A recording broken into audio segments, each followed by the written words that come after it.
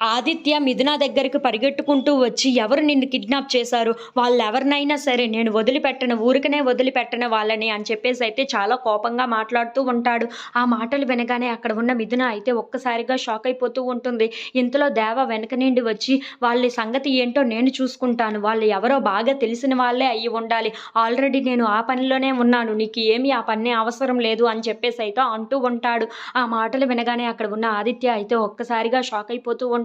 ఇంతలో అక్కడ ఉన్న దేవ మాత్రం, "అవును, నేను వాడిని కనిపెట్టే పనిలోనే ఉన్నాడు. వాడెవడో దగ్గర వాడే అయ్యి ఉండవచ్చు. బాగా తెలిసిన వాడే అయ్యి ఉండవచ్చు. ఎందుకంటే మిథున ఫోటో కూడా అక్కడ ఉంది. అందుకే నేను అది చూసి కనిపెట్టాను. ఎలాగైనా సరే వాడిని తొందరలోనే కనుక్కొని వాడి పని పడతాను" అని చెప్పేసైతే అంటూ ఉంటాడు. ఆ మాటలు వినగానే అక్కడ ఉన్న ఆదిత్య అయితే ఒక్కసారిగా షాక్ అయిపోయి, ఏంటి వీడు నిజంగానే కనిపెట్టేస్తాడా ఏంటా అని చెప్పేసైతే చాలా టెన్షన్ పడిపోతూ ఉంటాడు. ఇంతలో అక్కడ ఉన్న దేవ మాత్రం, "అవును, నేను ఆ పనిలో ఉంటాను కానీ నీ పని నువ్వు చూసుకో" అని చెప్పేసైతే అంటూ ఉంటాడు. ఆ మాటలు వినగానే అక్కడ ఉన్న ఆదిత్య అయితే ఒక్కసారిగా మిథున వైపు అలా చూస్తూ ఉండిపోతాడు.